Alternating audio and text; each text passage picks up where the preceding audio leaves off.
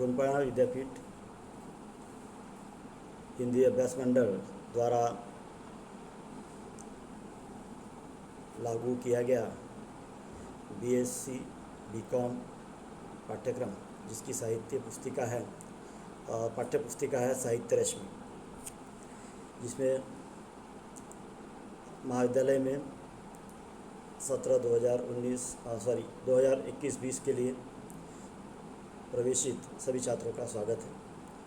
अपने पाठ्यक्रम में पाठ्यक्रम साहित्य रश्मि है, उसमें उसने कहा था, यह प्रथम कहानी है जिसके लेखक चंद्रधर शर्मा गुलेरी हैं। यह एक बहुत ही प्रसिद्ध कहानी है। इसमें हम कहानी विधा का परिचय देते हैं। तो कहानी सुनने कहने की परंपरा जो है मानव जीवन के आरंभ के साथ ही प्रारंभ हुई है। आधुनिक काल में कहानी का प्रारंभ बंगला साहित्य से के माध्यम से पाश्चात्य प्रभाव से होते हुए हिंदी साहित्य में आया है। हिंदी की पहली कहानी के संबंध में अनेक नाम आते हैं, जिसमें इंदुमती, 11 वर्ष का समय और दुलाई वाली। लेकिन शिल्प तथा आधुनिक भाव और संवेदनाओं की दृष्टि से 11 वर्ष का समय हिंदी की प्रथम मौलिक कहानी मानी जाती है। हिंदी कहानी जगत की सर्वाधिक प्रसिद्ध कहानी उसने कहा था, जो अपने पाठ्यक्रम में है, जिसे 1915 में सरस्वती पत्रिका में प्रकाशित किया गया था। कहानी की परिभाषा भी अनेक विद्वानों ने दी है, जिसमें उन्होंने कहा है कि जिसमें हम लेते हैं कि उपन्यास सम्राट प्रेमचंद ने कहानी की परिभाषा देते हुए कहा था कि कहानी जो है एक कल्प रचना है, जिसमें जीवन के किसी एक अंग या मनोभाव को प्रदर्शित किया जाता है। कहानी समझने के लिए कुछ कहानी के तत्वों को लेकर ही हम आगे बढ़ सकते हैं। तो कहानी के तत्वों के इसमें कहानी के 6 तत्व हैं, जो कथा वस्तु, पात्र और चरित्र चित्रण, कथोपकथन, देश काल और वातावरण, और कहानी का उद्देश्य और भाषा शैली। इस प्रकार कहानी के 6 तत्व हैं, जिसको लेकर हम कहानी को समझ सकते हैं।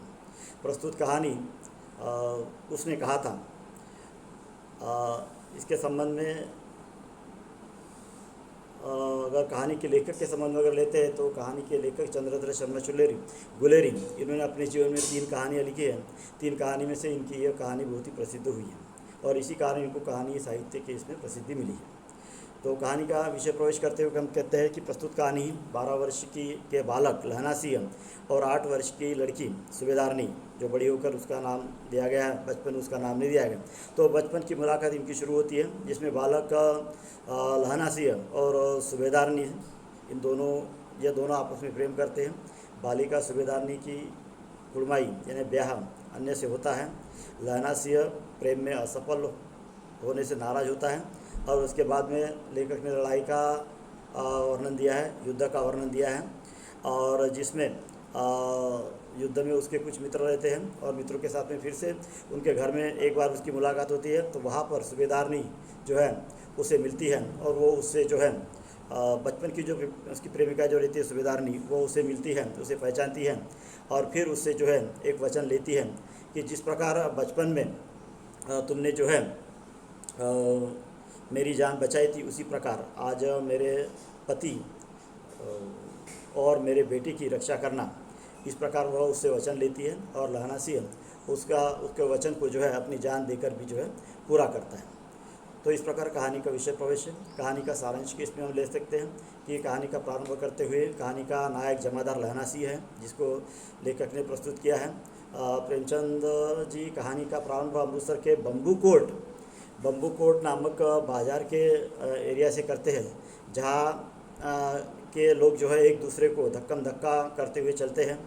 गाड़ी वाले, खिमचे वाले, पैदल चलने वाले और अन्य लोग जो है एक दूसरे को धक्का बुक्का करते हुए चलते रहते हैं, लेकिन एक दूसरे की गलती को जो है अपनी प्यारी और मीठी भाषा में जो है जाहिर करते हैं, और इस प्रकार की भाषा में बोलते हैं कि किसी को बुरा भी ना लग पाए, ऐसी भाषा का उपयोग करते हैं। तो इस प्रकार से उन्होंने कहानी का प्रारंभ किया है, और इसी भीड़ में से होते हुए 2 लड़के जो हैं वो वहाँ पर जो एक दुकान में मिलते हैं, एक लड़का और एक लड़की, उसका कहानी वर्णन किया गया है, जिसमें बचपन के प्रेम को यहाँ पर लेखक ने दिया है। तो ऐसे बम्बू कोट वालों के बीच से होकर एक लड़का और एक लड़की चौक की एक दुकान पर आ मिलते हैं।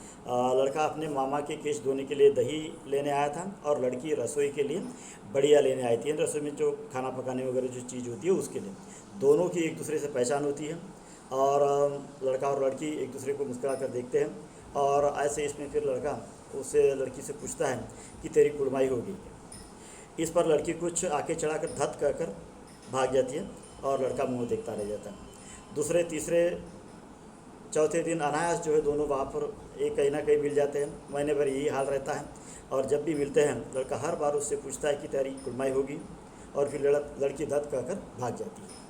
एक दिन लड़के की संभावना के विरुद्ध लड़की उससे कहती है, हाँ होगी, देखते नहीं कल ही होगी, यह रेशम से कड़ा हुआ साल।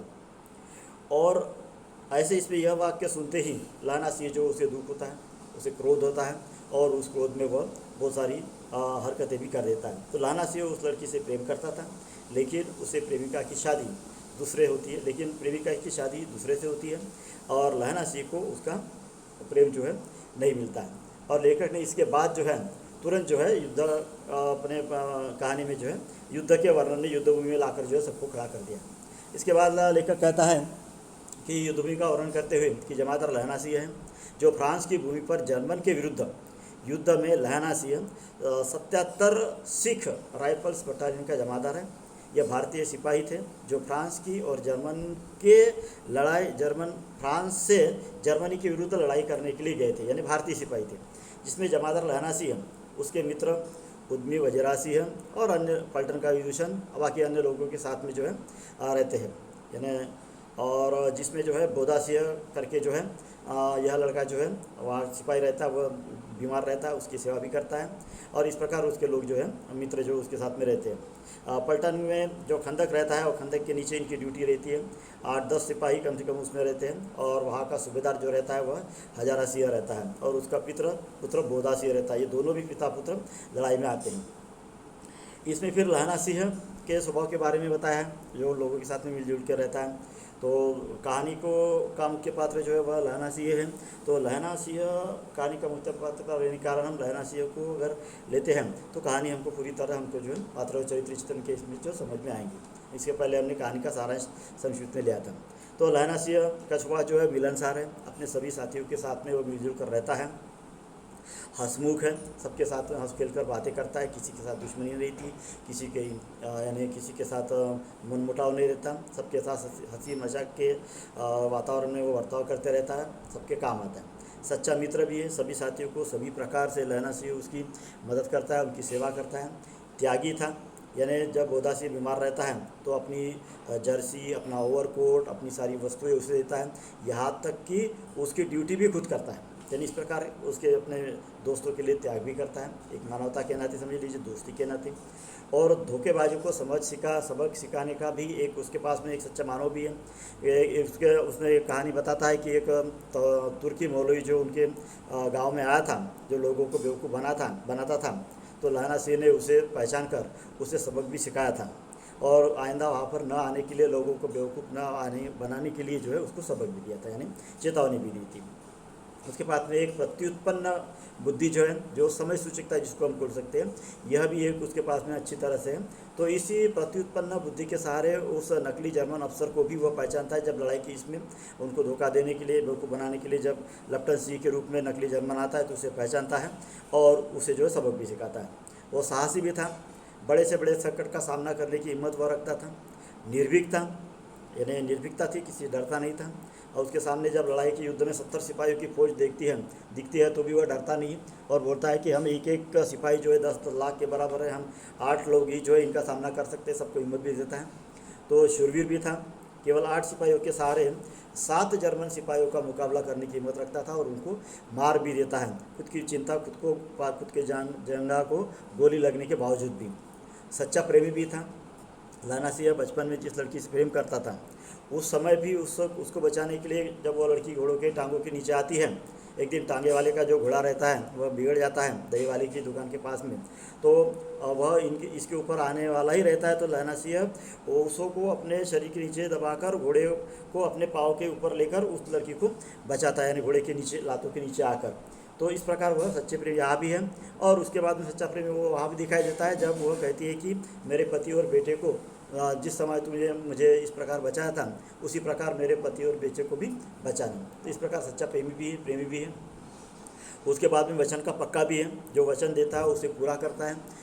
यानी बोधा सिंह की तबीयत की बीमारी रहती है उसे भी कहता है तो उसको भी पूरा करता है, अपनी प्रेमिका को वचन देता है उसे भी पूरा करता है, हजारा सिंह जो रहता है सूबेदार उसे भी वचन देता है उसको भी पूरा करता है। तो इस प्रकार वचन का पक्का है। और जब सरदारनी जब उसे कहती है कि तुम्हारे आगे मैं आंचल पसारती हूँ, यानी मेरे पति सूबेदार हजारा सिंह और पुत्र बोधा सिंह को उसी प्रकार बचाना जिस प्रकार तुमने मुझे उस घोड़े के नीचे आकर बचाया था। तो इस प्रकार वह अपने वचन का पक्का है और वचन का पक्का रह के बंदूक की गोली खाकर भी प्रेमिका के पुत्र की बीमारी में सेवा करके और बाकी अन्य लोगों को बचा कर भी जो है अपना वचन जो है पूरा करता है। सच्चा प्रेमी भी है अपने देश के लिए, अपने देशवासियों के लिए, स्वयं की